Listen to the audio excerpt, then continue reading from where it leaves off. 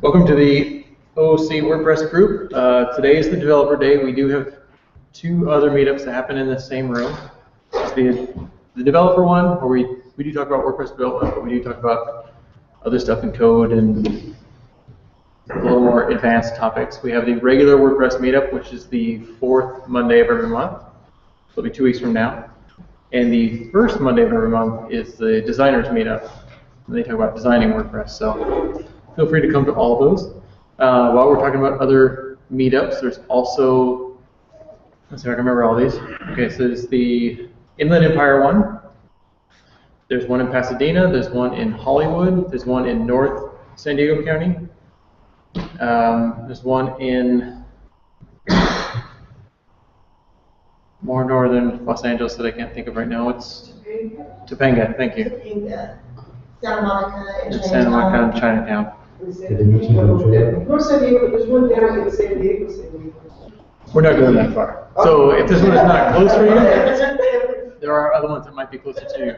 And if you just want to get more WordPress, then those are great places to go. Are there any first-timers tonight? I think I recognize everybody. Not this knucklehead. Okay. So you all know about the Facebook group then. I won't cover that. If you're not part of the group, ask to be so you can chime in and contribute and ask questions and get answers. The name of the group is OC WordPress? It is. Yeah, you just. It's in my book. It's a closed group, so just say invite me in and anyone in the group will pull you in. Usually, quite quickly, it's kind of a competition.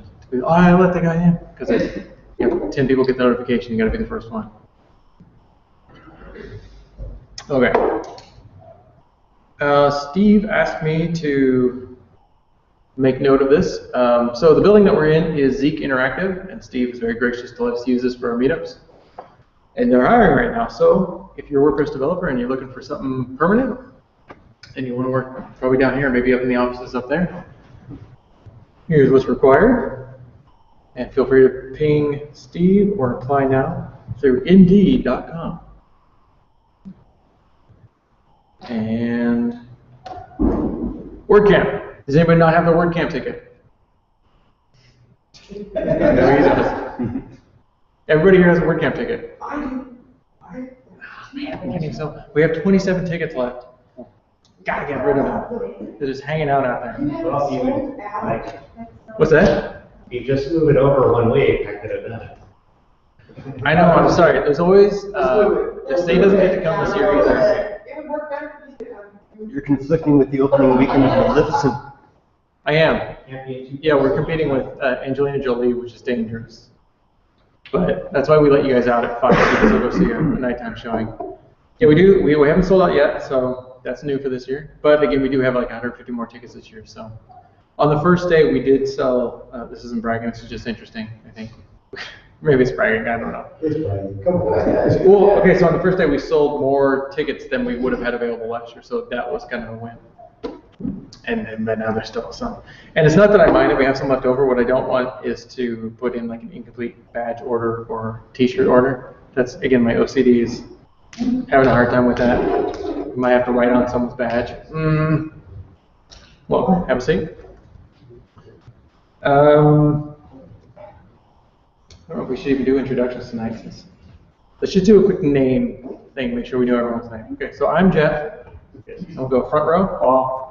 David. Awesome. Ross. Yes. Eric. Mari? Ken. Michael. Tom. Jeff as well. Yes. Edie. Susan? Jason, I'm sure you love it. And then Hawaii corner. Right. Nice. Welcome everyone. Developers in the room, raise your hand. Yeah, no, most of us. And designers? All right. So if you're looking to hook up, keep in mind. Does anybody have any questions about WordCamp while I have it up? I do. It's on my mind right now, so. Okay. So tonight we are, first Paul is going to show us Suzy, which is, I believe, a framework for SaaS. Is that correct? Is that right? Yeah. Or, okay. We'll learn. That's It's very exciting.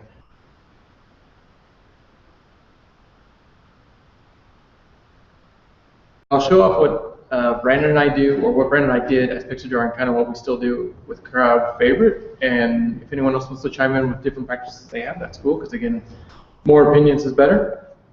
And if there's time left over, David's going to show us normalize.css, which is an alternative to reset.css. So for the designers, that should be very interesting. For the other people, just know that there's an option out there. And I didn't forget any beginning things. We did have one request for next month's topic. We're going to talk about actions and ways to harness WordPress a little bit. Does anybody else want to talk about anything specific to that, or in addition to that, or completely different from that? Any other requests? Something you're having trouble with? What's that? There was what we talked about, the code sniffer and mess detector. Yeah, well, that's definitely on the docket. Okay, so that should be a pretty wide topic, so I think we'll cover the evening with that. And it may get a little warm in here tonight. I do apologize for that, but there's not much we can do about it. So think cool thoughts. Don't get too excited about anything. Just play it cool like Fonzie. All right. Unless there's any other questions before we get going, I'm going to bring Paul up and we're going to get rolling. Come on up, Paul.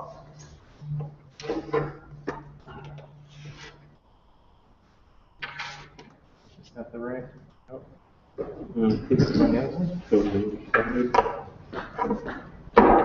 Excellent. Okay. Do I have to do anything to make it? Oh, there it is. All right. I think. Just need to set up mirror. Oh, mirroring. I'm new to this Mac stuff. Where? Go to over there. Display preferences. And on arrangement, mirror displays. Awesome. Cool. Sorry for the Mac newbiness. Yeah, definitely partially right. I'm actually talking about Suzy and Breakpoint, which are a couple of plugins that play well together. Suzy basically handles the setting up grid layouts strictly in Sass and CSS. You don't have to have something like Foundation or 960 grid or anything like that. It handles it entirely through your CSS. And Breakpoint is basically a plugin for handling all of your media queries. So it makes media queries pretty streamlined. Last one I'm going to talk to is probably going to be a subject. I'm just going to point it out to you. But you can see this is basically what you need at the beginning of your config.rb if you're using Compass. You need to require Suzy and require Breakpoint. Pretty simple. That last one is Sass globbing. I don't know if anyone's familiar with that. That's just basically, if you're familiar with globbing in any other language, it's basically just importing all the files in the folder by use of a keyword.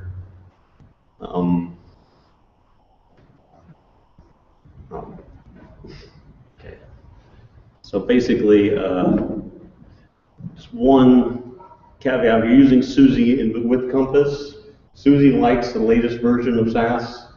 Compass, the current stable version, likes an older version of Sass. So the best way to get them to play well together is to use the pre-released version of Sass, which is like 1.00.19. So you just install Compass using the --pre switch, and that will make everything, make Suzy and Compass play well together. Okay, so then probably if you've used any kind of Sass before, you'd expect there's import Suzy, import Breakpoint. You need both of those in your Sass file, and then where it says import partials ***/**, that's basically what the Sass globbing does. It's grabbing every partial in that folder with just one statement. And if I'm using the double star slash star, it's grabbing every partial in the tree under that partial folder. How does it, what order does it bring them in? Alphabetical. So if you have to bring them in a certain way, you might want to rethink your naming strategy for files. I always just do zero, underscore zero variables. That way I make sure all my variables come in first. So.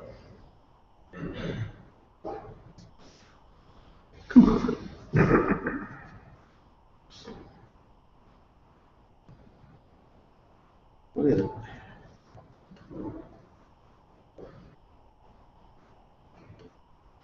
Why didn't Keynote has behaved itself? Why am I going backwards? Is it autoplay? Hmm? Is it autoplay? No.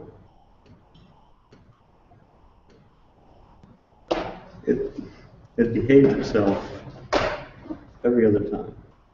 Okay. So basically, the heart of Suzy is this one variable that you'll declare somewhere in your SAS file. This is called a map if you're not familiar with SAS. It's basically, if you're familiar with PHP, it's like an associative array. It's basically key value, key value, key value. And these are the basic ones. There are also a lot more. If you go to the website I give you later, it'll ship you, there's a whole bunch of other options. But these are the basic ones. You basically tell it you want 12 columns. Gutters are half the size of a single column. And then your gutter position and whether or not you're using a static layout or a fluid one. Because I'm calling this one Suzy, it's automatic. That's the one that Suzy will find unless you tell it otherwise. So you don't have to do anything else. You don't have to say, use this layout. As long as you call your basic layout Suzy, then it's. And your last statement, you shouldn't have a comma after the end of inside. Is that a mistake? It's not a fatal mistake. It'll still work.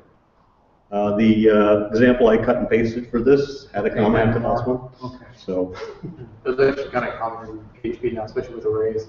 Even the last line, will still put a comma on. Yeah, it makes it easier when you start adding things. Oh, that mistake. Oh, I didn't put a comma. That's what used to be the last one. So at the bottom there is an alternative format. This is, if you're familiar with SAS, this is a list. Another type of variable. You can see this is just the same information, just laid out slightly differently. And you can see the information is slightly different order. It doesn't matter as much. Basically, as long as the numbers come before the words, you should be fine. But, so you can, that's an alternate shorthand format if you wanted to save a few bytes in your file. This is another way you can declare your column. This is basically what's called an asymmetric. So you're describing basically three columns. One is 3 wide, one's 7 wide, one's 2 wide. It's just an alternate way of setting up your grid. Not too sure if there's any whole point in doing it that way, but it's possible. So this is the alternate way of if you're using what are called static layouts as opposed to fluid. Static, you're actually telling it how wide you want a column to be. And so you have to declare a column width. I find this kind of, it's forcing me to do math, but then I have to add up all the columns and figure out exactly how wide my screen is supposed to be for this column width. It's a lot easier just to declare the container they're in to be a certain width and let it be fluid that way. It seems to work better. Also, I find that when I use static, my stuff tends to flow off the right edge of the container they're inside of. So I don't know if I'm doing the math wrong or they're doing the math wrong, but I tend not to use this way, but it is the other way to do it. Okay, so after your after your variable or your grid, this is basically what you use to set the size of your overall container. And if I use underscores, so the main body and the sidebar are inside something called page, div with the ID of page. So I will set page include container. This is a mix-in. And this basically tells you that you want it to be 100% or 960 or 1280 pixels or however wide you want it. If you're doing static and you're already telling it, 12 columns, 60 pixel wide, you just do include container auto. Because Susie's doing the math for you.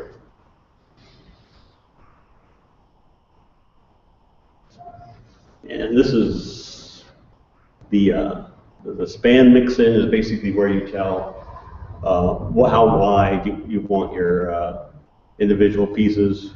When I'm saying include span 3, I'm basically saying I want this to cover 3 of the 12 columns, and it knows 12 because I declared 12 in the Susie. I don't have to tell it it's 12 columns. In the second one there, I'm saying I want 9 columns starting at the 4th. So, because I did 3 columns the first time, I mean the next one has to start at the 4th column. That's basically how you're telling it how wide you want stuff to be. This is just another way of doing it, especially if you have more than 2 columns. But you can do, for the leftmost one, you can do first 3. The rightmost one, you can do last whatever. Unless you're working on right to left format, then first would be on the right, last would be on the left.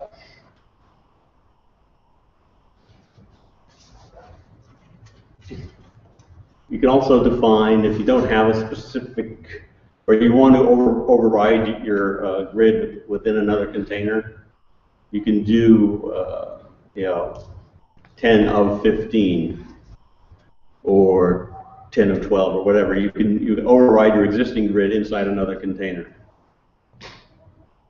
So that's when you use the of 15. And the main reason I would use the larger number is because the larger the number of columns, the smaller the gutters. The gutters are all based on the width of a single column.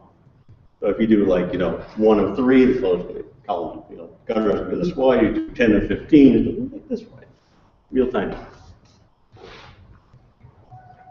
And this is also what you could use if you have containers inside of other containers and you want to make sure the grids all line up. So you can see this one is inside of another one. This is one span inside another one. This one's 7 wide. So you're basically telling the inside is 3 of those 7. Now, of course, you're not bound by the 7. You could say 3 of 6, and it would do the math normally. But this probably works best inside fluid grids. If you're using a static grid, this might cause it to get a little unhappy with you. When it's doing the math, is it outputting pixel width or percentages? If percentages, if you're doing fluid. Okay. And percentages down to doing a decimal place. It's really getting as many decimal places you can do in SAS. Okay, now it's not technically required, I don't think, to have container around the include container for the div around your spans. But I do find that it makes things neater, makes things behave predictably. I find that if I don't have it inside a container, sometimes when I try to then style the things that are spanned, is that all of a sudden, the background doesn't go all the way to the bottom, or the div is or the bottom border somewhere through the middle. But if you contain them within an include container, so even if you have them inside another container and you just want that container to be 100%, and you just say include container 100%, and then you do your span inside of that. Okay. This singularity is another plugin does almost the exact same thing, just has a slightly different syntax and a little bit more verbose. The basic, but it's out there. The reason I use Suzy is because I tried this first and I couldn't get it to work. So that was mine. I may have, maybe it doesn't work, or maybe I just didn't understand the man on YouTube. Okay. And now we get to the second part, which is breakpoint. Breakpoint is just, all it does is handle media queries. So you basically say 1280 pixels, so it does, so that says minimum width 1280 pixels. Everything inside of this, takes effect. So basically like that. So you basically include the breakpoint, your media query, whatever it is, and then 2 curly braces. And everything inside that curly braces has basically that only takes effect in at that width. Now you can use it breakpoint for pretty much any media query. You could use it for your print styles. You could use it for for your handheld styles or whatever. And then you can see at the bottom, you can also, of course, pass a variable to it. So if you want to set your variables and your set your media queries and your variables up top, so you can change them really easily, that's not a problem. Okay, so the other mix-in that would come to Suzy is called a layout, and basically what layout does, it takes that Suzy variable, you can apply another variable that does the same thing and override your grid layout. Let's say you go to a really wide screen, you do 1440 pixels, you want to go from 12 to 18 columns, then you could just do a new map like I showed at the beginning, where you do columns 18, and everything else can be the same or different. I mean, you could switch from fluid math to static math. You could do you could do a completely new layout. And of course, if you want to, just on the fly, you don't even have to use a variable. You could even just pass a map straight into it like that.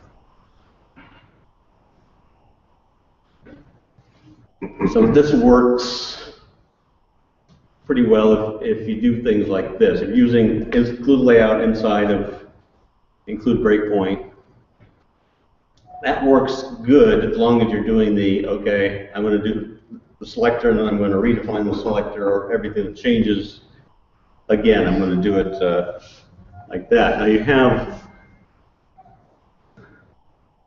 the way I like to do things is I like, of course, if I'm going to do my primary, I want to do everything in one place, so I'm not searching through 400 lines of SAS code for all my primary selectors.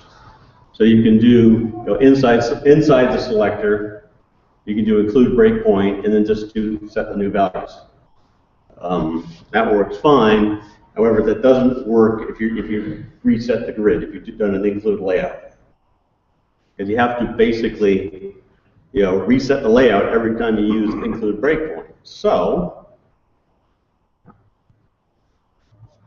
they have the include with layout.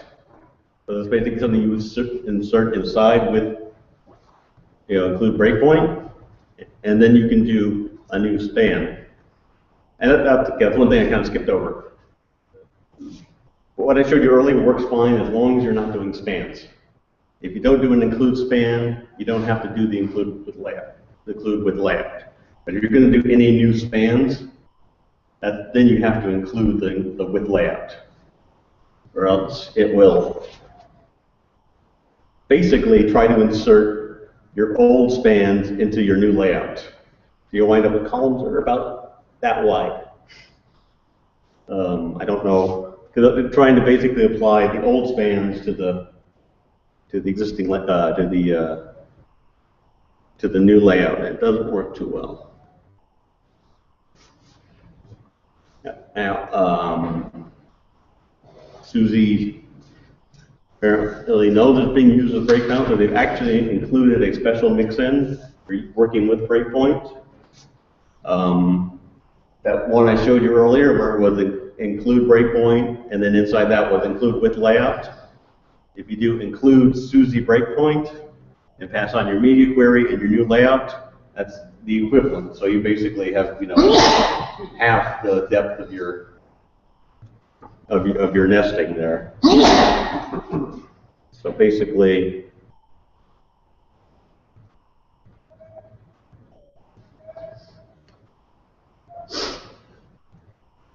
include Suzy breakout or breakpoint is exactly the same as doing include breakpoint, include with layout.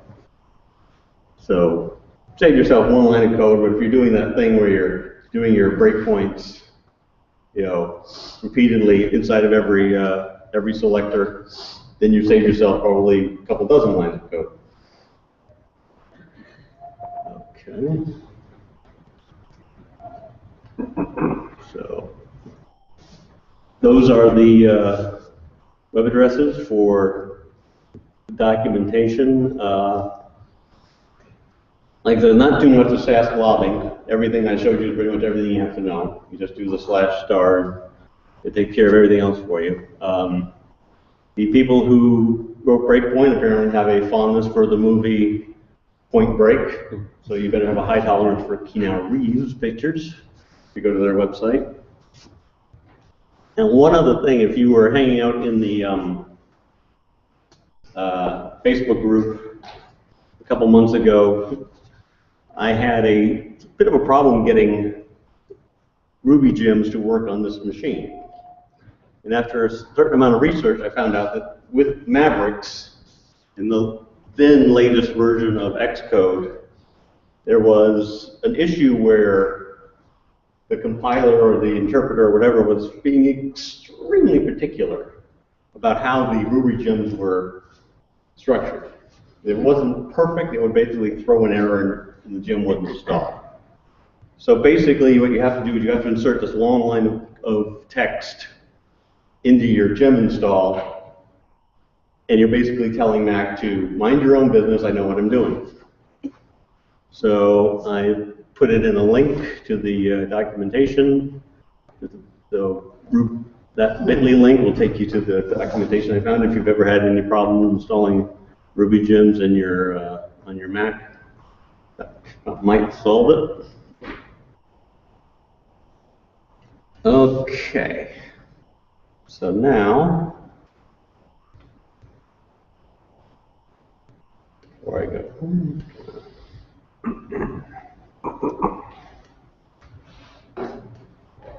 oh, that's why. Now I'm going off the side of the screen. Okay, so this is the theme that I come up with, probably the award winner for the ugliest WordPress theme in existence. I just applied some very basic colors to the different parts. So you can see the main body is in the blue, and then got a pink first sidebar and a green second sidebar. So I'm going to go. So this is basically the entire, right? There's not a whole lot there. So I'm going to show you here. Wider, wider, wider. So I hit a certain point, I thought making it wider. And after a certain point, oops.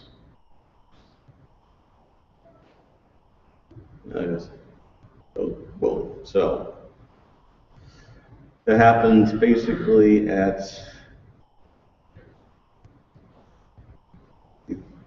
the second breakpoint. That was set up at 720 pixels. My primary goes to the first 7 columns out of 12. So that's what happened right there. You went from mobile and just right there. So then at 360, or not the third 960 pixels, just keep it wider, wider, and blank. Okay, I hope the screen is wide enough to actually get to the widest one. So you can see, and you can see the wide gutters, why I went with an asymmetrical grid, just to show you what one looks like and how it was different in the code. So as you can see in the primary ID right here, instead of being 3 columns, it's just 1 of 2, or 1 at 2. So it's in the second column. Now, the column is equivalent of 7 columns wide, but you're basically said you only have 3 columns of 4, a 7, and a 4. So that's a symmetrical, asymmetrical map. So, and then in the, as you can see in the secondary and, which is the first sidebar, is tertiary is second sidebar. You know, the first one is at second breakpoint I go last 5, and then on the third breakpoint I go last 4. I do the same for the tertiary, so that those widths are basically stacked on top of each other. Now, hopefully I have enough real estate here. Probably not. Let's see here.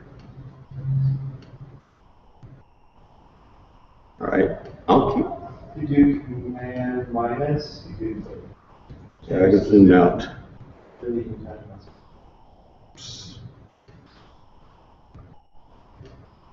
So anyway, and approximately 1,300 pixels it goes to this split column layout. This is actually kind of tricky to do in SUSE, but I wanted to show you that it could be done. I'll show you right here. This is the second or the first thing. It has this math, so I'm doing the margin left. If you do this in just regular CSS, you basically have to set the margin left of the column over there to a large negative number. So basically what I'm doing is I'm taking 100% and I'm subtracting the size of the first one and then I'm multiplying by -1. So it's basically giving me the width, the negative margin value for that thing.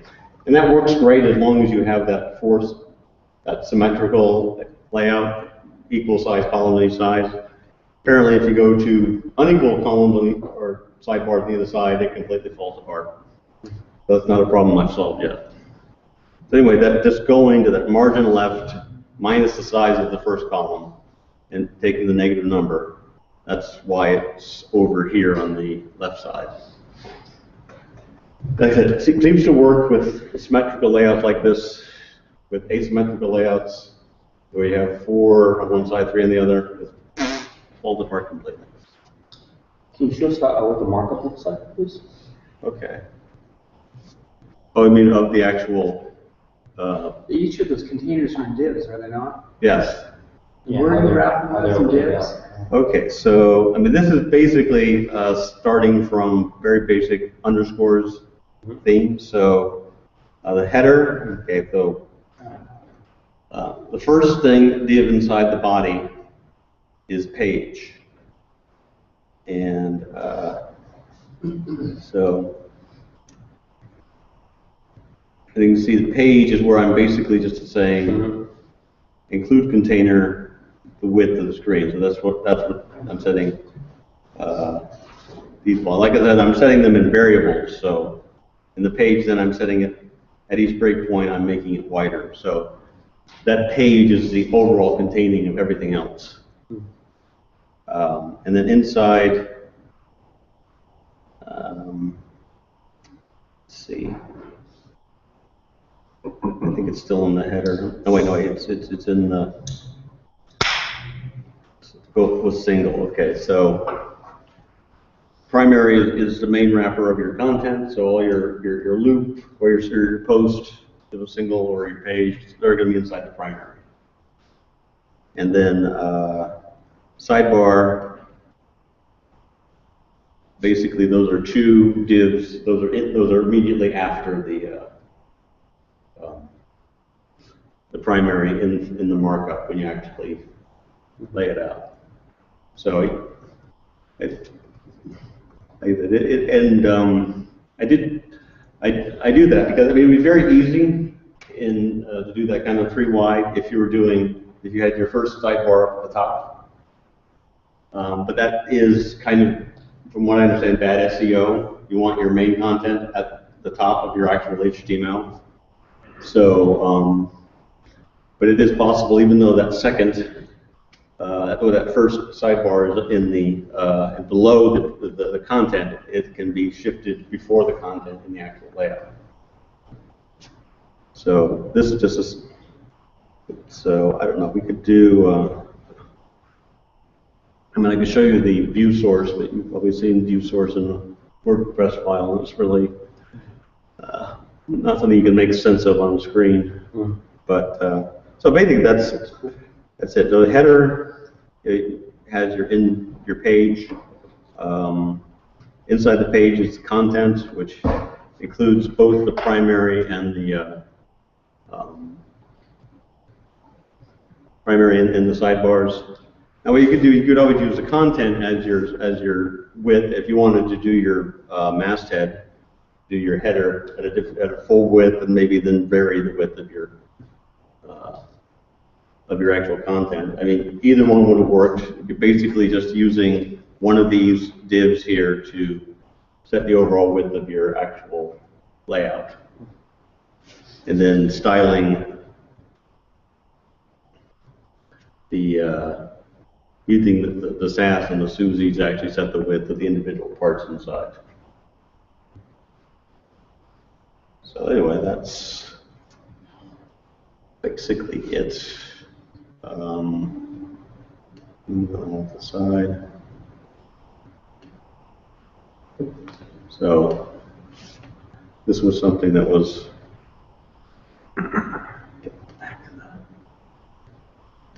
everything's on the screen. Keep forgetting that I'm also designing for projectors. So anyway, this was also done almost entirely with SUSI, but it's but there's nothing else. There's nothing to it. I just have two sidebars, and I just move them up to the left when I get to a certain width. And it started from the exact same place as that other one. It's basically everything is based on underscores.me. You've got two sidebars. Got almost exactly the same structure inside, but just slightly different style. So that's pretty much everything I know about SUSI. There is a fair about more you can learn, but there's a lot to it that I don't think that I found any actual use for. So you can look if you want, but from the parts that I've shown you, once you learn how to use those, you can pretty much do your grid layout, your responsive design entirely with SUSI and Breakpoint. Although I decided that Breakpoint is actually more verbose than actually writing your own media queries, but I think it may do certain things better that, hidden behind the scenes. It apparently has things where you can do fallbacks if you're dealing with browsers that don't have actual media query capability. Do you think you'll continue using breakpoints, or is it something? I'm used to it now, so okay. It's hard to have a break. So anyway, I've emptied my brain. Anyone have any questions with regard to SUSI? Yes. Do you have your slides posted somewhere? What's that? Do you have your slides posted somewhere? I can put them up and put a link to them in the WordPress group, or I can post them into the meetup group somewhere. I can also, if you want, I'll put the file or the theme that I did, the basic theme up on GitHub, and I can put a link to that so you can look at the inside of that. That would be awesome. So, anything else? Any other questions? Well, thank you very much, Paul.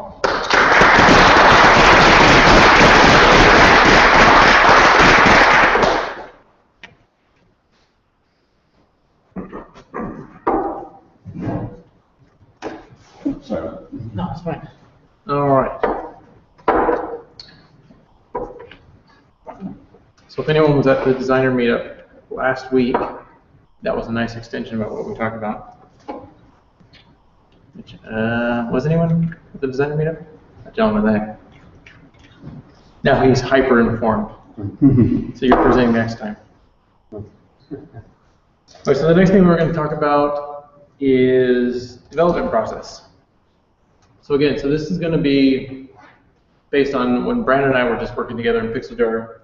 We did something very similar to this, but a much more micro-focused version of this. And then after we joined Crowd Favorite, it's a very similar process, but it's a lot more people now, so it's a little more intense. And again, this is not to say that this is the way to develop WordPress projects. This is a way to do it. So if anybody else has any other processes that they use, please feel free to chime in or comment on anything we're doing here, because we're always looking to improve our methodology here. So the first thing is you generally want to have 3 development environments. Well, one's not a development environment. So the gray box here is what we call the local host, and that's my actual computer right here. So I can run a website, I can make all the changes I want. And then at a certain point, I want to show those changes either to other people that I'm working with or to the client, but I don't want it out to the public, and that's what we call our staging environment, sometimes called development, and that's in the orange-ish colored box. And then the last step is getting to live, which is visible to everyone in the public, and that's the green one there. Again, this is a very simplified version of it. I've seen clients where they have 5 or 6 stages in here, not including the local host, and that's, again, one's, at a certain point, we may not even be allowed to touch them anymore. So we can play localhost, we can do staging 2, maybe a Q&A one. And at a certain point, the client will take it over and start putting it through their processes until they get it live, and we'll never actually be part of that.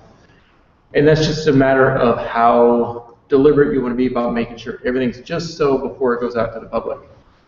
It also can be it can hinge on kind of your traffic and how heavily cached your site is. So sometimes you have to wait till you're in kind of a lull. So if you're a website that gets traffic from 8 to 5 intensely, you might want to wait till the evening before you start pushing things out, so you'll keep it in kind of in a queuing area. But again, for the most part, 3 steps is pretty good. So again, the gray box is me, hence the me at the very top left there. In WordPress, obviously we have our files and we have our databases. Those are the 2 things that need to come together to make our website work in the very sophisticated looking website that they combine into there.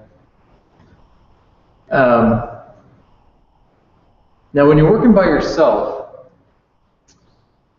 sometimes people don't think about using a repository. And what a repository is kind of a central location where all the latest versions of the files are being kept, and sometimes various versions of the files are being kept. But again, if you're an independent developer, sometimes you work on stuff on your computer, you FTP it up to staging, or sometimes you go straight to production, which that's fine too. But once you start working with other people, then you start running into the problem of, so I was working on some stuff, I changed some CSS, and then I uploaded it, and then Brandon calls me and says, hey, did you do anything to the website? I said, yeah, I just uploaded the CSS because the client asked for whatever change. He goes, well, you just overwrote everything I did.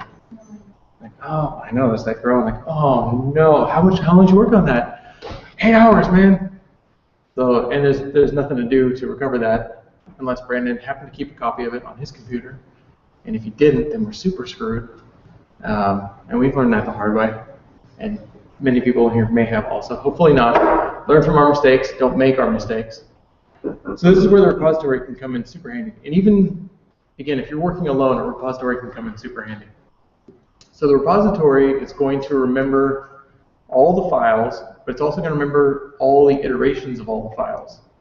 So I had a CSS file, I made some changes, I put it into the repository, it remembers what it was before, it remembers what it is now. I make some more changes, it'll remember all 3 of those versions if I ask it to. So if at any point the client calls and says, hey, remember how the site looked yesterday? I want to go back to that. You don't have to hope that you still have everything. You can Command Z it to death and get back to where it was. You can just go to the repository, pull out that old version, stick it back up, and you can still keep that future version too, so you don't actually lose anything at any point. So again, this is just you working by yourself. You're not losing anything. Another thing that's great about the repository is it's a second copy of the website, essentially. So I've got it on my local host.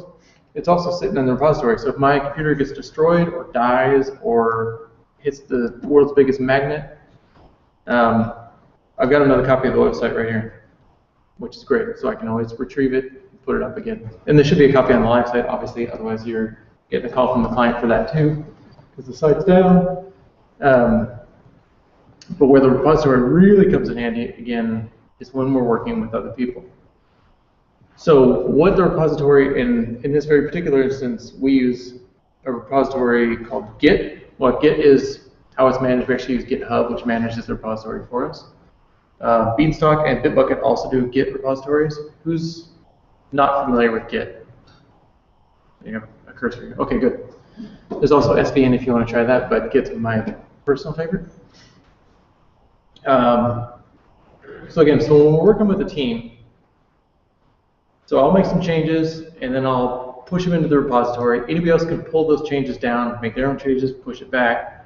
But what's nice is if at any point you're going to push something that's going to overwrite anybody else's information, it's going to stop you and say, okay, hang on, before you push that in there, Brandon just made a bunch of changes. Do you want to write over those? And I'll say, hell yeah, I want to write over those ones. He doesn't know what he's doing.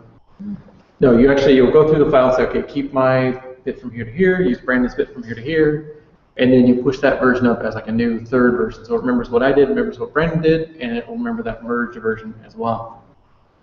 So no overwriting of anybody else's information.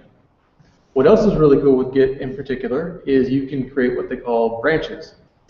So let's say we have our WordPress version that's up on the website, and the client calls and says, hey, there's this feature I've been thinking about doing, can you try and add it to the website? I'll say, yeah, we can try that. And rather than just try and push it right into the website, which is what we used to always do, you can create a branch so you kind of make a clone of the website.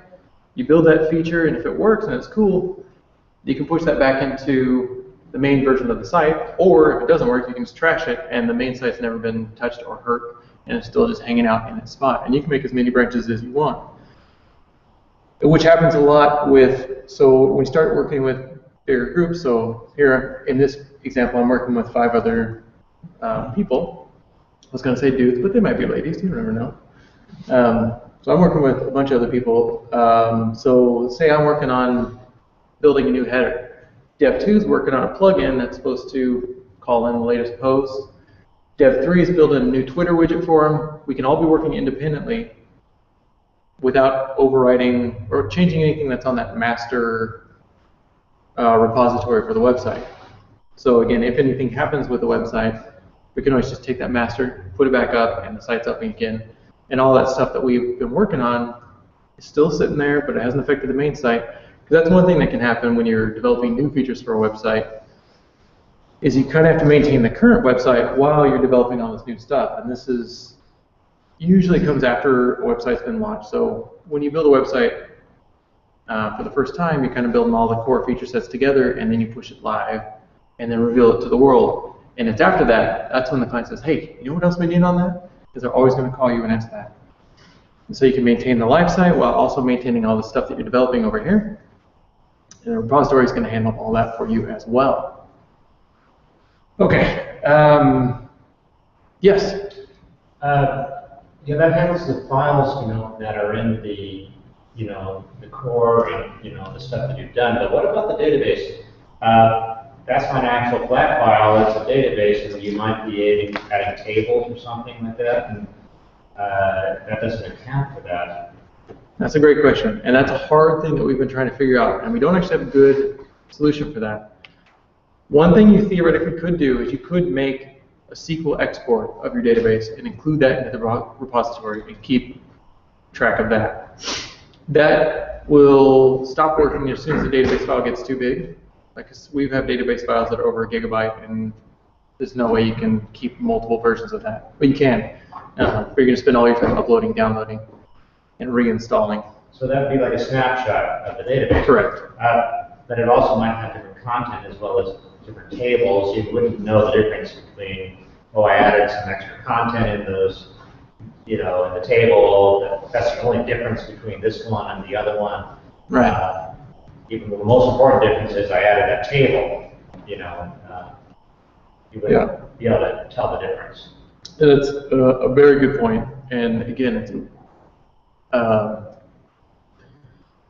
the best thing we figured out so far, and again, this is not ideal in any way, typically we'll pull a live version of the database about as soon as you're done with a feature and you merge it back into the master, you'll update that database and you'll make a new, we do have a server that just is database files.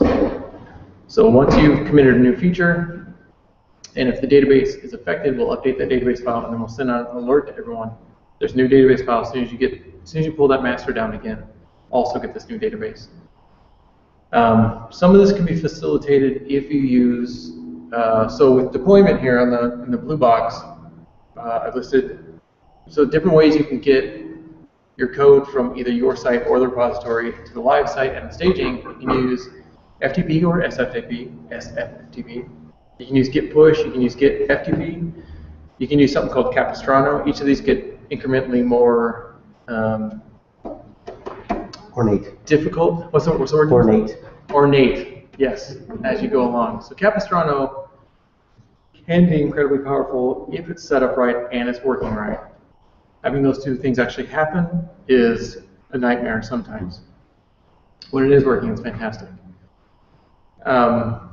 And with Capistrano, you can set up like some custom tools. And when we do use Capistrano, we do have a way to say, go and check and see if there's a new database. If so, bring it down to my local system. If not, just don't worry about it. And that's an easier way for us to keep our database up to date. The problem, again, with that is that you have to be very mindful of keeping that database up to date, which doesn't always happen.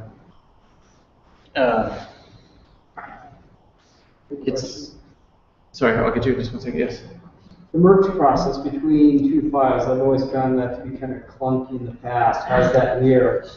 I mean, is it a line-by-line merge? Is it not a merge, or is it? With Git, what it does, it'll mark out in the file where those differences are, and it'll say, here's your version, here's the other guy's version, or gal's. And you just have to pick one or the other. There are graphical user interface tools that will help you do that, but usually I just go through in the command line and pick it out. And can a checkout process be set up where the file is locked when pulled from the repository? I think SVN might do that. SVN does that. SVN does do that, yeah. So you can check out and say, no one can touch this until I put it back. More on the PC side, I assume. No, you can do that Mac as well. That's more command line. Yeah, it's built into SVN. Yeah. Git, not so much. But again, Git's supposed to be a little more open and free. And yeah. Git, you can. So, using Capistrano versus just, connecting to your server and with SSH and then pushing the changes. Is there a difference? I haven't really played with Capistrano. So what Capistrano does, and it'll do a lot of things for you, but the crux of it is so if we do an FTP deployment, we say, here's all the files, throw them up there, they start loading. There could be a moment where someone hits the website and it doesn't work because one of the files is missing. What Capistrano does is it takes the entire site, kind of makes a version of it, and it has like this pointer. It says, right now the website's here, and meanwhile it's loading files down here. And then once it's done, it says, okay, now the website's here. And so there's this instantaneous switch, and you'll never get that FTP situation. And if something goes wrong with this new version, you can say, oh, never mind, use this one. Or go back to this third one back up here that I did a week ago. So it keeps another copy in case. Yeah, and you can keep many copies actually. Again, the issue with it is setting it up is very difficult. Maintaining it can be difficult unless you're a very clever individual, which I'm not with it at all. It's a very new process to me. And some people are very good at it. And again, you can also build your own tools into it, so you can build your own functions, essentially. Like I said, one that will go and check and see, have we put a new database up in our database spot? Or you can make one that will pull down everything from a Git repository to build a local system for you, so you don't have to keep all your local websites. locally, you can just keep them on the repository, and when you need them, you pull them down, and then just get rid of them when you're done. You had a question earlier. Yeah. So okay, so you use GitHub for your project, right? Mm-hmm. So Beanstalk and Bitbucket have free accounts for private repository. Is there a reason you prefer, I'm assuming you probably had private repositories for your project at your point. We do. Is there a reason why you prefer GitHub and pay the membership fee over using? No, that's a great question. So when it was Brandon and I in Pixeljar, we did Bitbucket because it was free private repositories. When we joined Crowd Favorite, they used GitHub, and that's a corporation. They're paying for the GitHub account, so we're fine with that too. The one advantage I think with GitHub is probably the more commonly accepted Git repository of all the ones out there. So you're going to find probably the biggest community, probably the biggest set of, again, the open repositories that you can pull. So Paul showed the Suzy repository was up on GitHub, and like I said, it's just the more common playground, I think. But there's no reason to do one over the other. If you like Bitbucket, use Bitbucket. No, I mean, I haven't, I just haven't really big enough to support a repository, but I guess all the cool kids are doing it. It's nothing new. I would say it's cooler to go on Bitbucket, but that's just me. But I would say it doesn't matter how small your project is, I would still put it on a repository. So Yeah, again, it's on my list. I'm excited to work on it. yeah, it is, and it's one of those things that'll be like for a week. It's kind of a pain in the ass because you're like, how do I do this thing again? And what's that? And you forget, and you learn, but then finally it starts to make sense, and you'll start working a little faster because you like, oh, just send it up, pull it down, send it up, pull it down, make my changes. You get good at it. I will also recommend, if you want to learn on command line, go to codeschool.com. Yeah. Okay. And that's how I learned to do it, and it was like $30 for a month. And in the meantime, I also, because I had my month, I learned SAS and a bunch of other stuff while I was in there. So that's handy too. And that same command line Git will work for Beanstalk and Bitbucket and GitHub. Now, like GitHub also has Gist. Gist is just like another table type of code. Mm-hmm. And that's free, and you can keep using that. You can make a GitHub account that's free. That's how I've been doing it. Yeah. Just as for display, and embedded in posts. Right. Yeah, Gists are great for if you want to show something to someone else. Like, can you look at this code real quick without having to like screen share or show your file? You can say, here's this function. You know, it's not working. Can you see why? And they'll go, oh yeah, because you spelled else wrong, or whatever you may have done to the function to make it not work. The Beanstalk, that has that feature where it has a deployment feature, right? I believe that's true. I haven't used Beanstalk though, but I do believe it has like a, so you can tell Beanstalk deploy, so you put in either your FTP information or SSH information into it. And so there's a deployment command you can give it, say, take whatever branch is my deployment branch, and then push that to its proper location. Did you have a question? I felt like your hand was, there was a hand being raised over here. Okay. Yeah, are you, for your local repository, are you putting that in the same place where you're actually running the website? Mm-hmm. Okay. Yeah, so what it looks like, I'll show you here.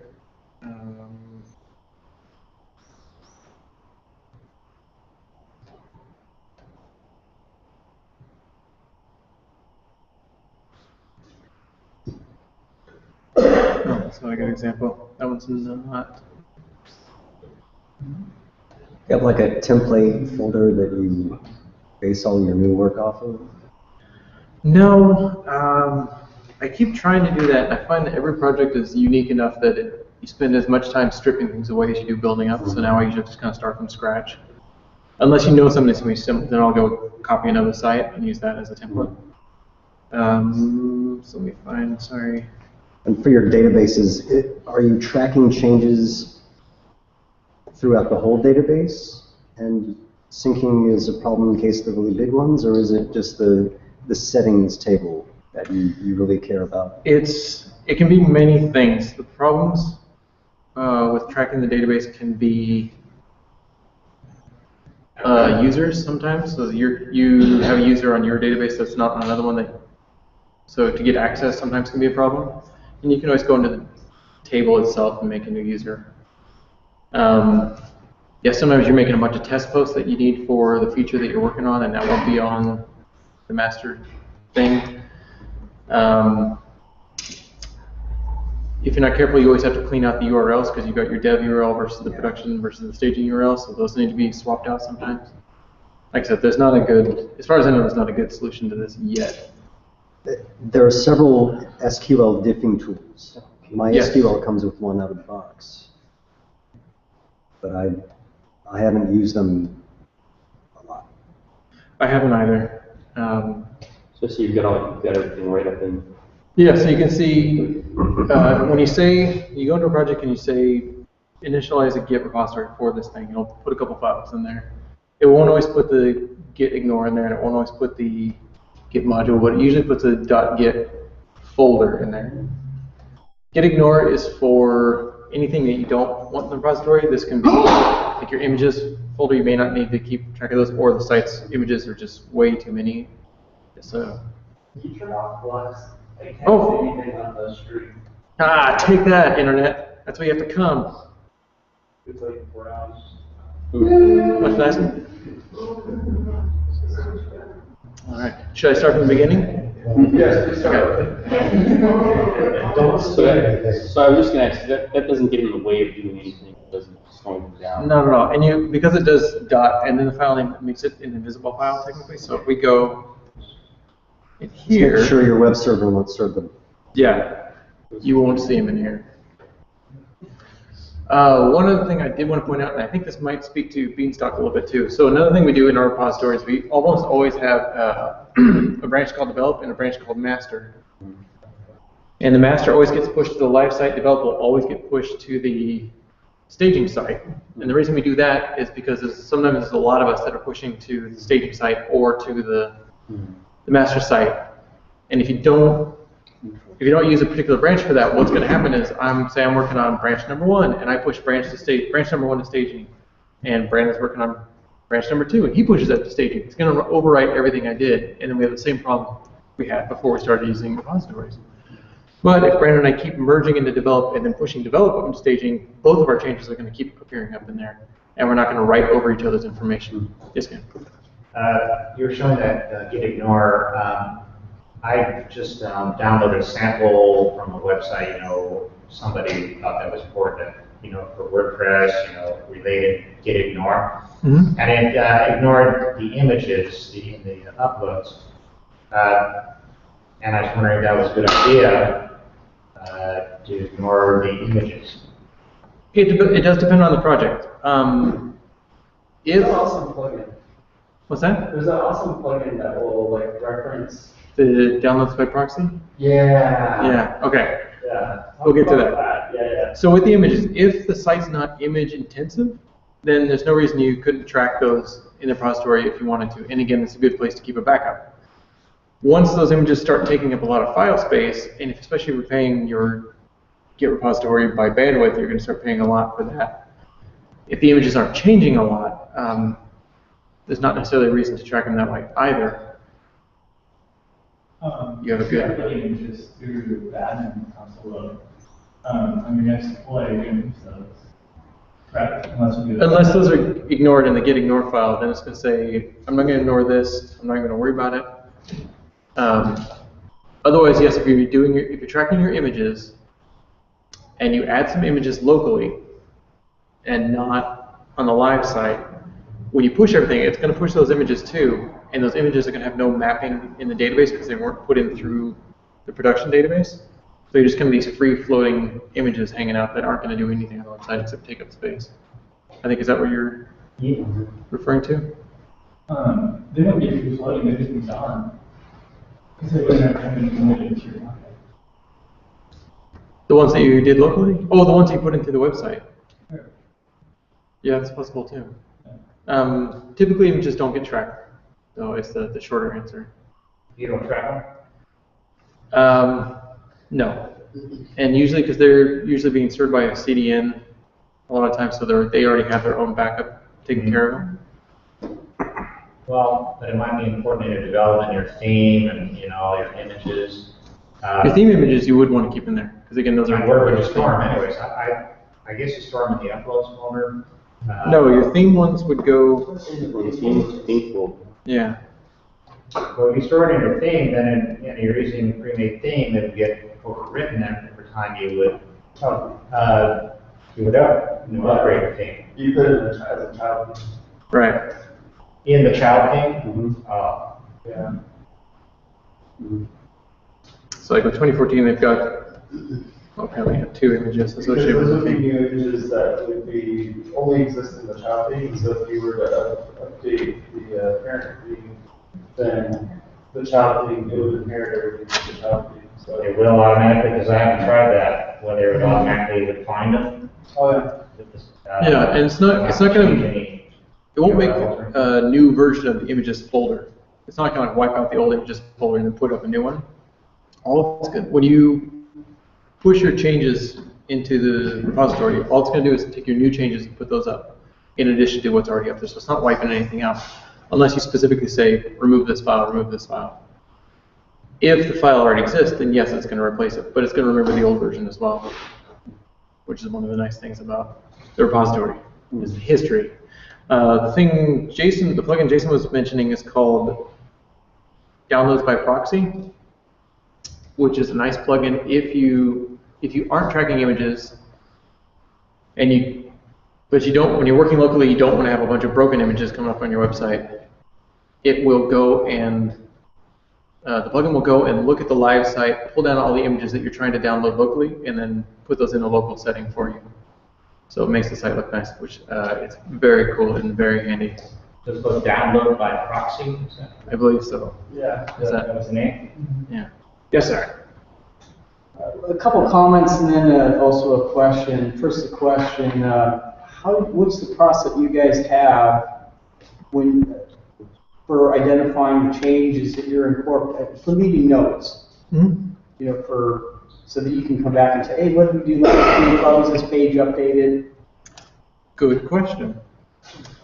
So much like writing PHP code or CSS code, leaving comments is incredibly important, not only for yourself when you come back 6 months later and you don't remember what you did, but for everyone else working on the website. Why did you make this change? Why did you commit this page? And so that really is just a matter of diligent note. Well, 2 things. One, you want to leave a lot of great comments in your PHP code. And 2, when you do commit something back to a repository, let's see if I can find. And to back up, my experience kind of comes from using Team Foundation Server, where they had an extensive checkout system where when you check stuff back in, you had to leave notes and. Mm-hmm. So you make your commit message. So again, say you have 5 files that you're putting up.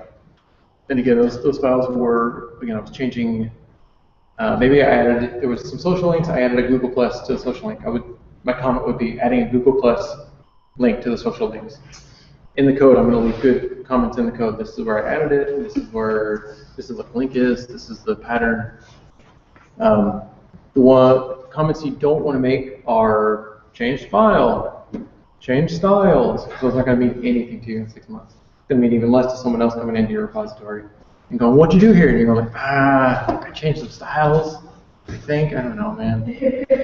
But what's nice is you can go, let me find a better repository that would be okay to show. These are not good. Let's see, let's find, forgive me, give me a moment. They're the WordPress underscores repository. Nice. They probably have something else. Back underscores, not me. Okay. All right, Constantine was the last one to commit to this one. Constantine will be speaking at WordCamp this year. So we can see they've had 21 commits here. So you can see Constantine pushed something and said specify a higher limit for GitHub API calls. So I kind of get what, I may not know what he's talking about, but clearly I have an idea of what he did. Let's go see. If we go and look at what we did, he changed this line to that line, this line to that line. This is a function of GitHub specifically, not Git. Bitbucket will do something similar, and I'm pretty sure Beanstalk does something similar as well. We used to do that too. What's also nice about this is you could come and say, or I could come in here and I could leave a comment for Constantine and say, hey, I noticed that you use curly brackets instead of the end if. I think the end ifs are lock code, so that's what I would use. And comment, he could talk back to me, you could chime in later, and we could comment on this particular set of changes till kingdom come. And we can do that for all the changes. If you notice where the mouse is right now, stop. Sorry? Put the mouse on the line of code. See the comment on the left? Yeah. You can make a comment on that one line of code as well as the check-in in general. Right, and it can get super So granular. I used that before to tell another developer, okay, you should do it like this on this one line of code, so he knows exactly what I'm talking about. Which is important, so you're not just saying, I mean, you can make reference to the line number, which is good, but it's even better when you say, right here, stop using curly brackets, start using indifs, or whatever you use. I would never say that to Constantine, of course, he's a very clever individual. But you can also see that Constantine, so his commit title was here, but he also left a huge description of what he did too. So if the title wasn't descriptive enough, now you can read this paragraph that he wrote. Like, here's in depth what I did and why I did it. At the end there, he's got that C number 22. That's probably an issue number 22. And if you click on that, it'll bring you to the issue where somebody said, we need to work on this. There's lots of links back and forth to say, this is something we need to work on. Here's the change that addresses it. Here's a comment on that change, the whole thing. Well, I'm a firm believer about commenting your code. I like the concept of being able to leave more detailed notes somewhere else. Right. Abstract that out of. So number 22 is a commit, is that? Number 22 was specifically an image, issue in image. Yeah. So- So you say, you need to fix this bug, and it's issue number 22. And then somebody can say, okay, I'll fix that, here's the code check-in, and then it refers back to issue 22. How do you do that with command line though? You just do, And that looks like a link. and it's a GitHub. Yeah. So that's answers your question. And then you're going to choose GitHub over here.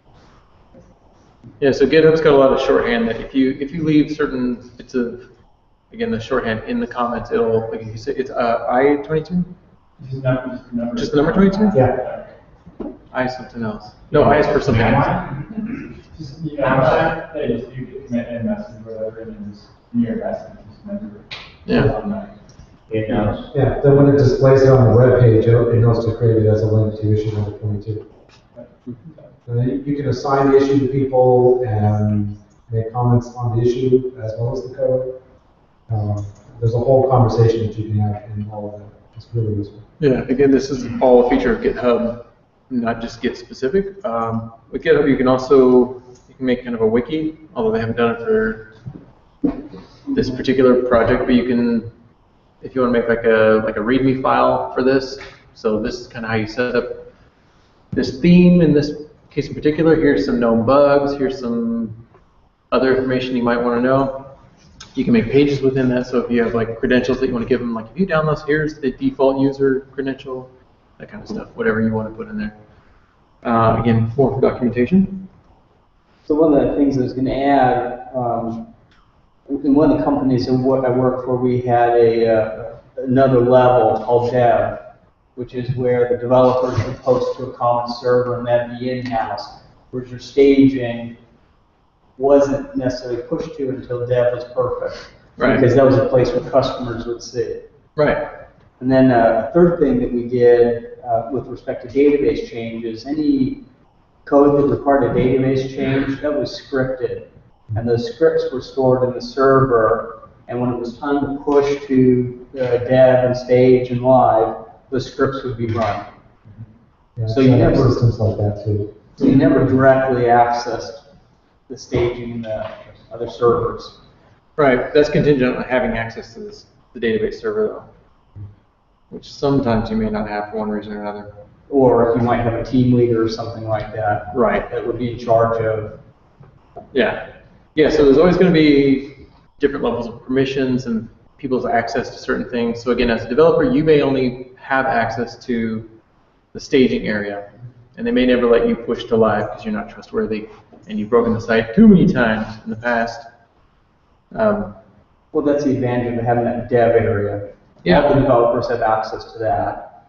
Right, and you definitely want to test your code before you push it live. because I'm sure we've all made the mistake of pushing something up. You already raising your hand? Use testing in your development section? Oh, absolutely. I didn't see it on your chart. But that's the staging area. Do you have like a documented test plan to do like, unit testing, or do you write it to automate the testing, or do you like an end-to-end?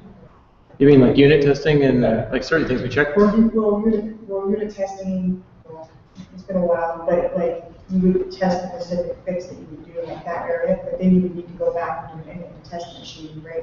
Do you have like a set process on that, or do you kind of just? We do. It's different per website though, because obviously every website has to have certain checks. And we usually have a second person make all those checks as well. So I'll do it, but again, often the developers are way too close to what they're doing, and we don't see, like, if you just clicked on this one other thing, they're like, but no one's going to click on that. Like, no, but I did, and I broke it. So yeah, for each website, we usually have a series of, go look at this page, make sure this image is showing, log in here, make sure you can access and change your user profile, whatever it is for the website. We do have all that. And again, a second set of eyes is a great thing if you can get it. Yes. Get the customer sign off on these changes and, Always, yeah. Some note We have a different administration tool for that. It's like a ticketing system that we use, and we say, you need to go check it. Here's the things to review. And we usually kind of give them the same checklist that we would have used. And they'll go in and they'll either say, no, I found something, Firefox, it does this weird behavior, or they'll say it's okay, and then but yeah, accountability is important also.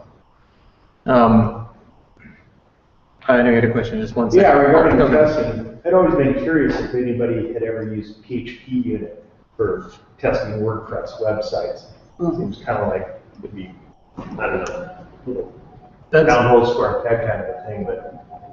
It's something that's coming into vogue. I know a lot of the Jetpack development has been based around unit testing lately, and they're trying to bring it more into the common practice, and it's one of those things I think we all know we're supposed to do, and a lot of us just don't. Yeah, it would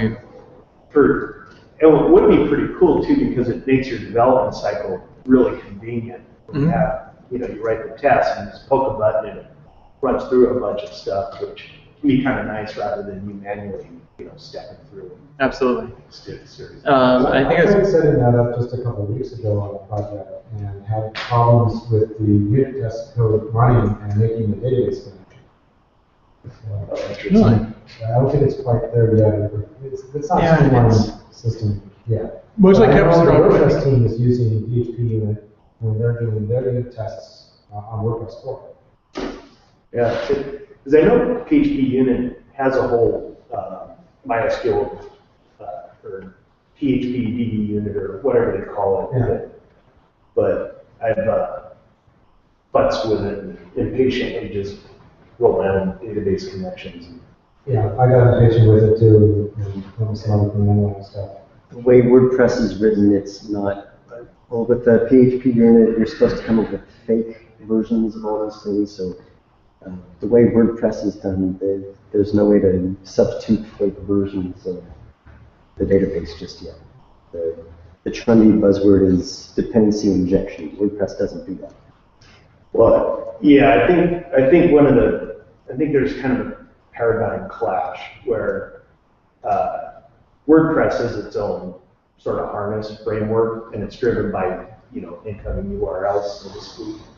Where the unit test stuff is kind of launched by a command line or a click of a button, which starts making direct calls to functions itself, and I guess that's the part that I have a hard time wrapping my head around, how you kind of get PHP unit to wrap itself around. You have to separate your business logic from your presentation. If your business logic is written into a number of functions that you can unit test, it doesn't matter if your theme is using them or your test code is using them. You should be able to have both exercising that code. Yeah, that's a very good point. And conceivably for plugin development, it seems like it'd be a lot better of a match where ideally you can create unit tests it would test a plugin. Mhm. Maybe things a little more driven by point and click kind of Yeah, stuff. and then either page content and other things. Right. Yeah, and the other thing we always do in the staging area too is that's when you do a lot of your cross-browser testing. So it's in a live environment, you can test on your phone, you can test on all the tablets, and that's one thing that's much more difficult to do locally. And even when you are doing it locally, sometimes it's a little bit of a cheat. Yes, you've been very patient with your question. Yeah, no worries. Can you talk a little bit about, maybe drill down a little bit more on the staging component of things? Basically, is it very basic, just different web server, or make the site private and give it your URL so you want to share, or what's good? Ideally, is like what do you actually do on the staging side? yeah, what you want, ideal situation is you have the exact same setup for staging as you do for live. The more removed it becomes from that, the less accurate it becomes with your testing. So if you've got, so if you're, say your live site's on Bluehost, but your developed site's on HostGator or something like that, it might have a slightly different Apache setup, it might have a different MySQL version, something like that. So you may not hit bugs on the development server that'll be on the live server. So there are some hosts that will let you create staging environments, which is nice. WP Engine, for example, you can create a staging clone of your site, and you can do it at will. So you can create a staging environment, and then maybe 2 days later, you're done with whatever you're doing, you want to do it again, so it'll make a new copy right from the live site. That'll help keep the database up to date, which is nice. If you're on another host, you can create, like a subdomain, so you make a beta.whatever your website is .com. Again, try and replicate it as best you can.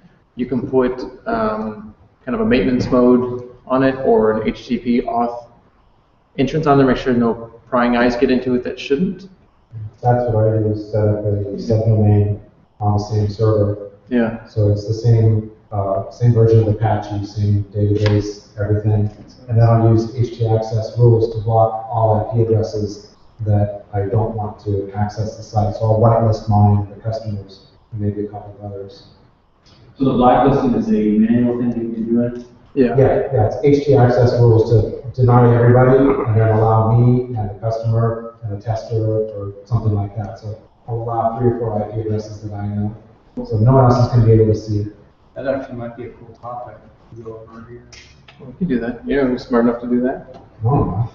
This guy who's been presenting every month. I was going to say, we use something similar in our staging, but instead of just allowing certain IP addresses through, we just require a htaccess password. Yeah. And we found that, at first it's just like, oh yeah, I don't want anyone, finding the URL and saying this stuff is incomplete or the competitors or whatever. But then we found out that if you're using Chrome and you're spending time going to these addresses on your local computer, that Chrome is snipping that out and starts adding that to Google's index, and suddenly your staging server starts showing up in Google search results, and that's a problem. Man. So what's the solution for that then? Well, see, htaccess. htaccess is the block. Okay. Or even IP blocking would do the same thing. How about robots? Try to get to it. Or robots text too. But Yeah, robots. Yeah, I would suggest that one. It's not going to tell password changes to me. All of us use a suggestion. There are, if you're not comfortable with setting that up, although you can find some websites, it's not terribly difficult to set up, but there are plugins that will help you with that too. That you just go into the admin and it says which IP addresses are allowed to see it, and it'll block everything else. Or you can do it the opposite way, like these IP addresses are not allowed to look at it, or you can say it has to be this IP address and they have to log in, which sometimes isn't good because sometimes you have to test logged out versus logged in. So the IP addresses I find. And then if you need to test with a phone, you do more IP. Yeah. It's kind of a pain. And you got to find, yeah. So as similar to production as possible. The one thing you're never gonna, well, it's not even true. You can do that too. Yeah, I'll give it there. Well, the worst is using 2 different hosts that have 2 different versions of PHP, 2 different versions of the database. I've had that problem before. Even the database versions can cause problems between 2 different test setups. Yeah, and it's a problem you're gonna find going from local to whatever the production is. Local environment's usually what you've set up, and it's not always gonna be similar. It's gonna be close, but it won't be.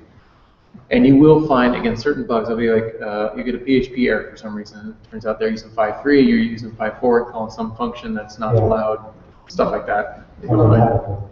I've done that plenty of times. The worst part is you don't find it right away. You spend 2 hours going, Yeah. Yes, sir. My background is mostly enterprise applications. Okay. I'm new to WordPress, and I led a PCI initiative before. For your WP config,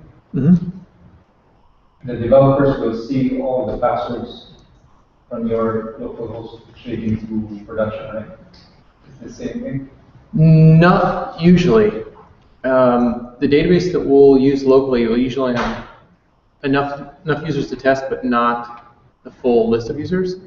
What I mean is the contents in the WP config. All the developers can see that, right?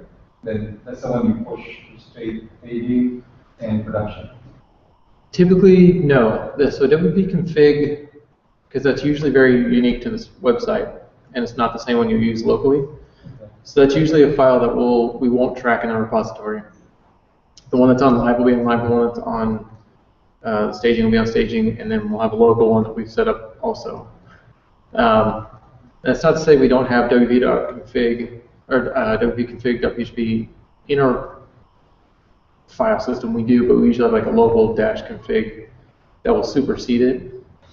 So the one in production, is it obfuscated, encrypted, or just plain text? It's that'll depend on the host. If you can obfuscate it, that's best, but some hosts won't allow that. And some hosts won't even let you change that file at all, because they have very particular rules that they're setting up for themselves already. As much security as we can put on it, we will, but again, it really does depend on the host. What I do for that sometimes. I was reading Sorry. a website about I'm sorry. the sample HT access file that would help lock it down. I haven't tried it yet, but I read there's a blog on it. Yeah, like I said, it's actually fairly simple to HT set that up. So you're probably going to find a lot of tutorials on it, and usually it's like 3 or 4 lines. It's not difficult at all. I'm sorry, you were going to add something. You were talking about database credentials in the WP config. Yes. What I do for that on some systems is I'll have a WP config file that looks for a WP config local that only exists on my local development machine, and if it exists, it'll load that as a credentials. And then I have a WP config staging and a WP config live. None of those local staging or live are checked into the repo. They only live on the live server or the staging server. So that way you can hide the credentials. Everybody still has a WP config with other settings like WP debug or whatever else you want set up for your WordPress install. But you can hide the credentials out. But if you have access to the, let's say, using server, you can still view the contents, right? Because it's But if you have access, you can do anything. right? Yeah. You can also move WP. You can also move WP config up a directory. Yeah. Yeah. Another option is to save your connection strings inside your computer's environment variables. So depending on the computer, have different environment variables for your connection strings. And so because you have talk.net, that's like one of the main things I recommend. What kind of connection string are you talking about? So like a password or a database host string. So that would be living inside your machine and not inside your code. Look at roots.io. They do that. That's awesome. I've not seen that yet. So 12.2 Gotcha.net is like something I really like. Do we have documentation on it in here? Yeah. Is it in the blog? By search? Well, docs, third link down. Say again. Third link down. In the sidebar. In the site. Word docs. Come up with it. So Roots 101 will tell you the how and why. Okay. Install, theme activation. But this could be a whole night of presentations on Roots. Sounds like an awesome topic that we should probably go over. But not next time, because we have next time book already.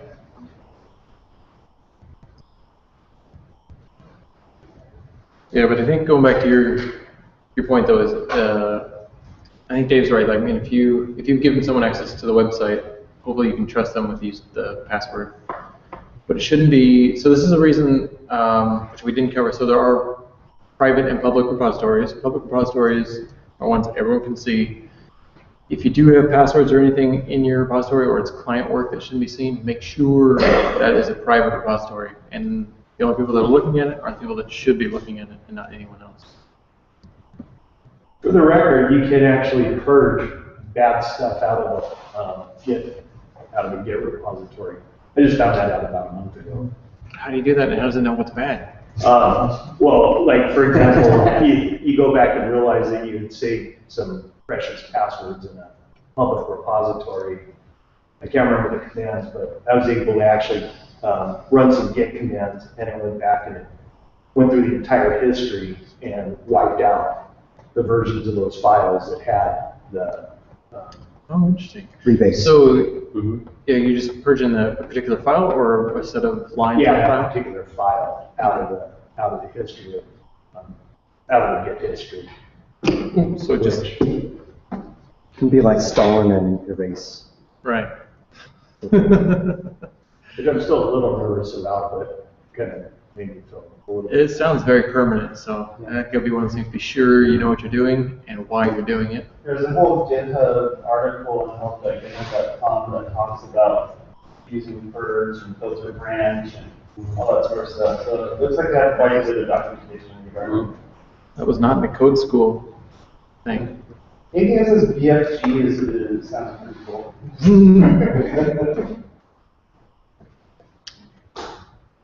Are there any other questions? Any other processes that people use? Do you use any continuous integration, like CI or something like that? Say again? Do you use anything like Travis CI, like continuous integration tools? Not that I know of. No.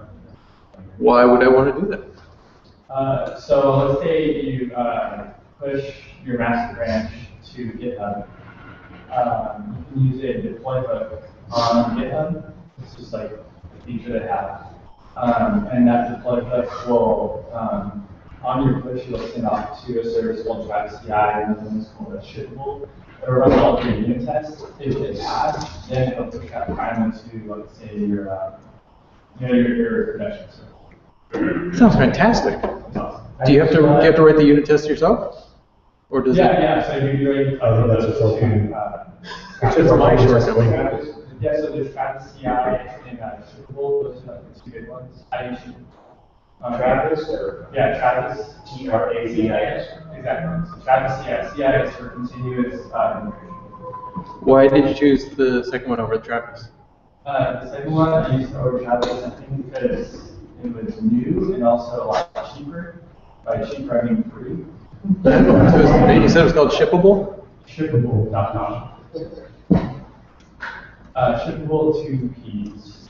Oh, of course. Because we can't spell anything right on the internet anymore.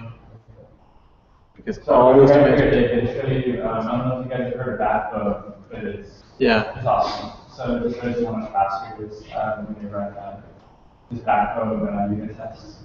So that's another reason it's faster compared to the other one. That's very cool. And then so you can, so if it passes everything, then you said it also pushes to whatever. So the way I have it working, when I do, git push from the command line, it goes up to GitHub. Right. GitHub sees I have it checking only on push. So GitHub will say, okay, I just got a push, I'm going to take this code, and I'm going to send it out to Shippable. Shippable gave me the full API key. It's like, it's already all built into GitHub, but it has some built-in integration. Okay. And then when you're signing into here, they have another deploy SSH key, RSA key that you can put into. I use Amazon Elastic Beanstalk. So I have that text editor, so that it passes this. That's awesome. Can you set it up so that it doesn't do that final deploy, or just run the test scripts and send you a pass-fail notice? Well, it's on master, so you can set it, for your station server. So I have it just running the whole way through master. Now, maybe that. So yeah, you can totally turn off the. You don't have to push out to your connections. Okay, because I still want to do that when I want to do it instead of just every single command. Yeah. Yeah, typically you only go to master when you're, I don't know, this is everyone's process, so. Yeah, it depends on the project. It does, it absolutely does. So if you're working by yourself, you might be pushing to master all the time because you're not sharing or doing branches with anyone. So that may be a good idea. That would be a time we would want to push all the That time. feels almost like cardboard coding, except you're using a repository. And, well, you have a chance of rolling back.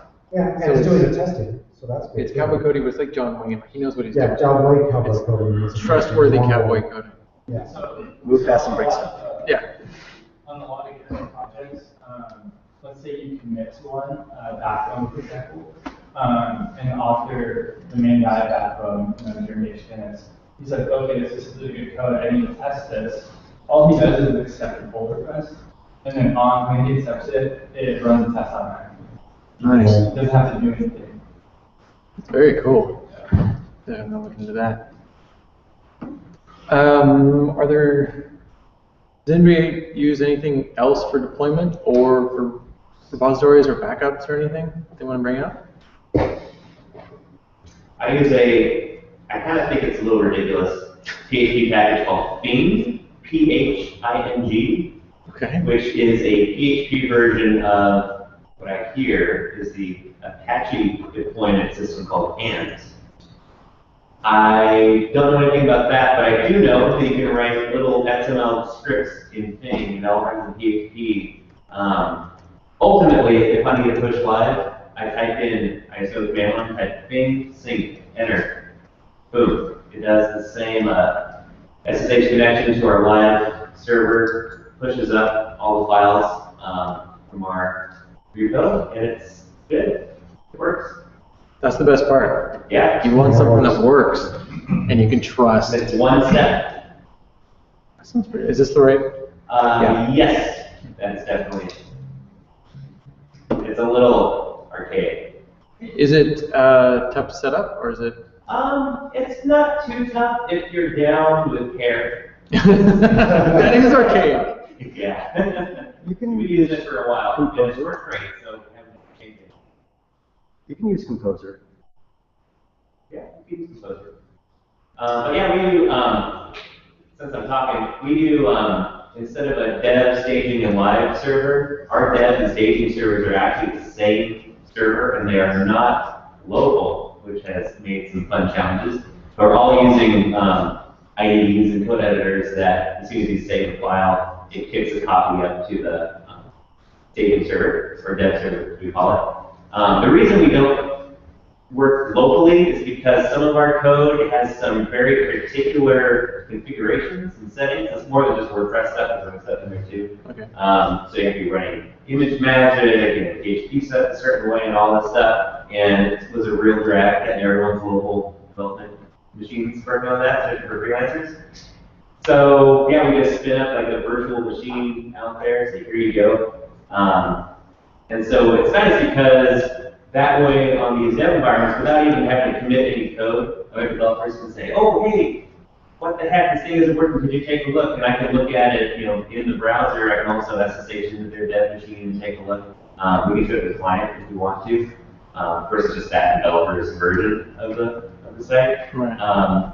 And then, yeah, we use that deployment thing to push it to the line of sight, and we're not cool enough for Git. We use Subversion through Beanstalk, but it works out pretty good. Yeah, there's nothing wrong with Subversion. Yeah. Like I said, Git's, the only reason I use Git is because that's what everyone else around me was using. Mm-hmm. So obviously I wasn't going to go and, no, hey, you know what you do now? Because they would have kicked me out of the room. And WordPress is better, but I end up using Git all the time because, like you, So many companies get it. Yeah, although although I have to suffer. Yeah, I feel Subversion is a lot. It's not as flexible as Git for sure, but that's kind of nice too. It's very straightforward, especially bringing on people who. We have a lot of designers who have crossed that line into development, and they're in our repositories and everything, and they love it. And It's easy to get your head wrapped around. yeah, it's a much easier concept than Git. yeah, it's definitely a quicker learning curve. It's distributed though. Yeah, And Subversion is centralized. that's true. As long as we have an internet connection. That's actually the limitation of our system. I can't really work on anything useful on plane, for instance. paying for internet. Because our dev servers are online, our version control is online. So that's okay. I like to read sometimes. Yeah. Yeah, there used to be a time when that was normal. When you got on the plane, you got to drink and smoke and flirt with the people around you who weren't working.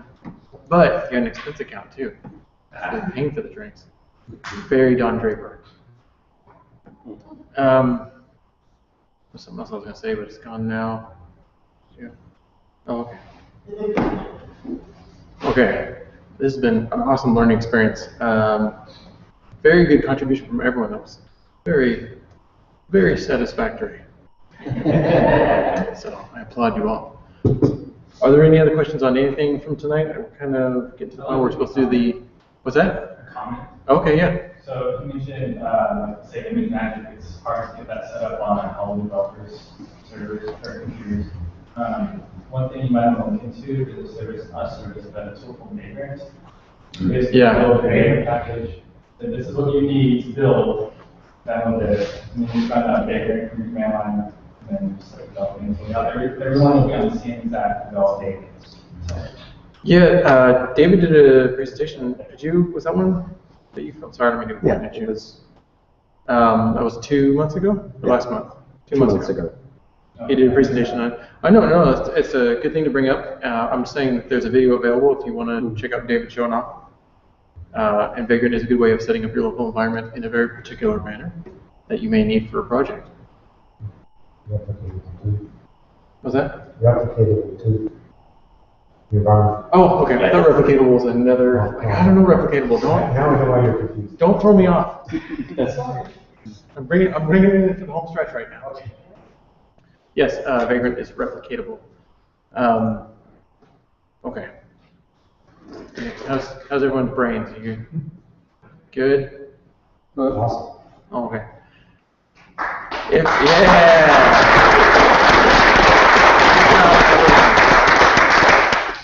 If you would like to, a lot of people after the meetup will go drink over at the House of Brews, which is over on Warner and Algonquin, which over there's a Trader Joe's in that shopping center. It's like if you go Warner towards the beach, it's almost to the beach, but not quite. Feel free to do that.